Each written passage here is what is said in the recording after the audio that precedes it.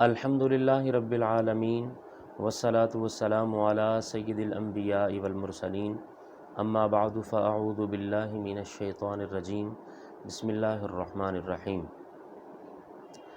ناظرین، T V 89 پر سیرت الانبیاء پروگرام کی دوسری قسط میں ہم آپ کے سامنے حاضر ہیں، اور آج ہم بات کریں گے آسمانی کتابوں اور صحیفوں کے حوالہ سے، اور انشاءاللہ العزیز ہم کوشش کرتے ہیں کہ قرآن کریم سے ہی آپ کو یہ ساری باتیں پہنچائی جائیں۔ آسمانی کتابیں اور صحیفے، اللہ تعالیٰ نے اپنے بندوں کی رہنمائی کے لیے بہت سے انبیاء علیہم السلام پر صحیفہ کہتے ہیں چھوٹی سائز کی جو کتابیں ہوتی ہیں وہ نازل فرمائی ہیں۔ ان میں سے 4 بہت مشہور کتابیں ہیں۔ نمبر 1 تورات، یہ حضرت موسیٰ علیہ السلام پر نازل ہوئی۔ یہ سب سے پہلی آسمانی کتاب ہے۔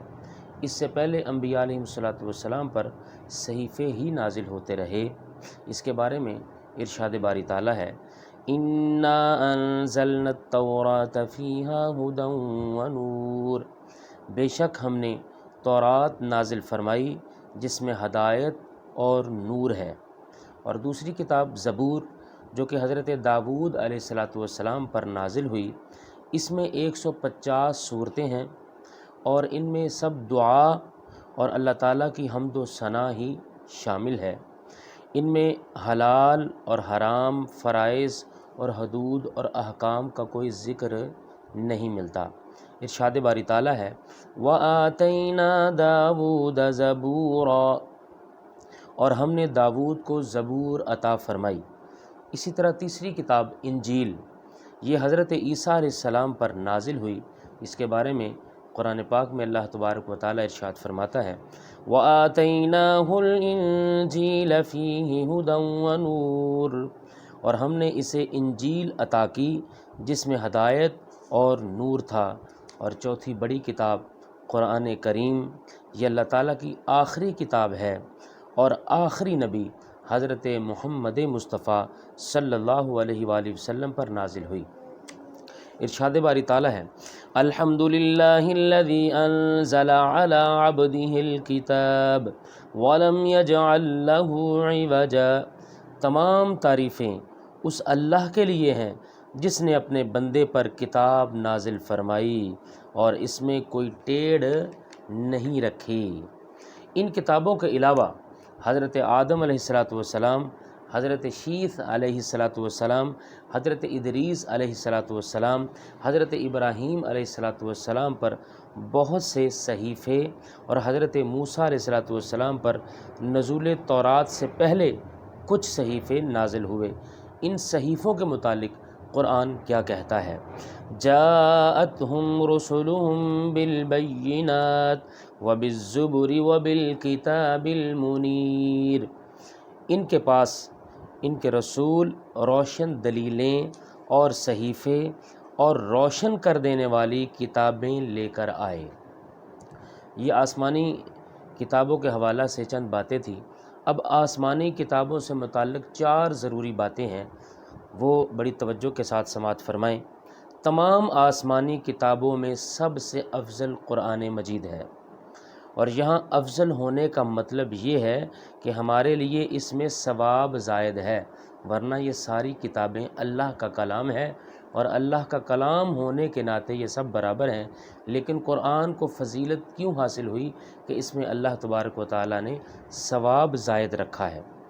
سب آسمانی کتابیں اور صحیفے حق اور سب کلام الہی ہیں، ان میں جو کچھ ارشاد ہوا سب پر ایمان لانا ضروری ہے۔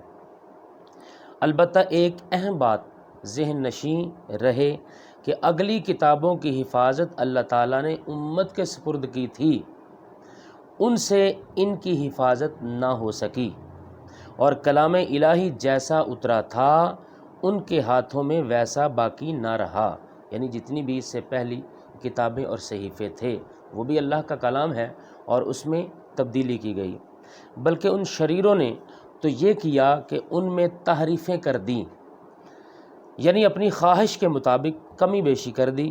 لہٰذا جب ان کتابوں کی کوئی بات ہمارے سامنے پیش ہو اور وہ ہماری کتاب قرآن کریم کے مطابق ہو تو پھر ہم اس کی تصدیق کریں گے، اور اگر قرآن کے مخالف ہے تو یقین جانیں گے کہ یہ ان کی تحریفات سے ہے، اور اگر قرآن کے ساتھ موافقت اور مخالفت کچھ معلوم نہیں تو حکم ہے کہ ہم اس بات کی نہ تصدیق کریں اور نہ اس کا انکار کریں، بلکہ یوں کہیں گے اللہ تعالیٰ، اس کے فرشتوں، اس کی کتابوں اور اس کے رسولوں پر ہمارا ایمان ہے۔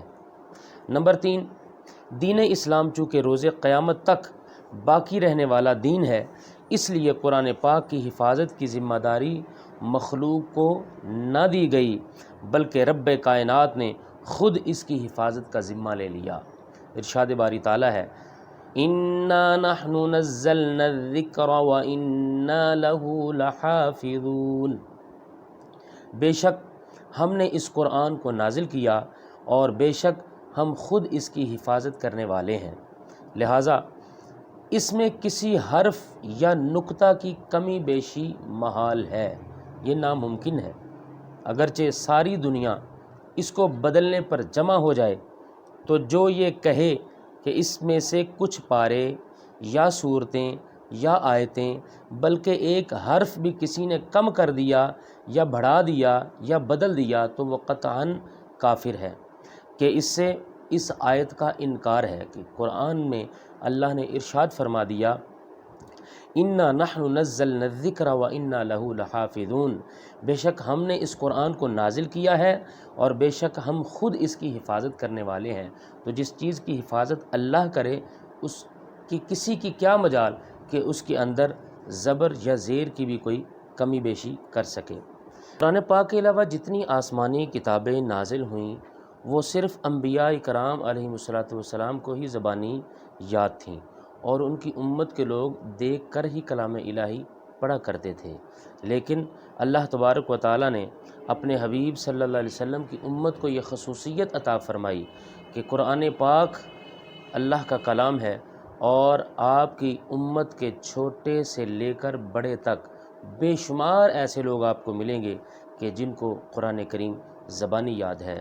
اسی کے ساتھ اجازت دیں، اللہ حافظ، اور انشاءاللہ العزیز آئندہ اگلی ویڈیو میں ہم انبیاء علیہم السلام کے اوصاف بیان کریں گے کہ جن کو سماعت کر کے ہماری دنیا و آخرت بہترین ہوگی۔ وآخر دعوانا ان الحمد للہ رب العالمین۔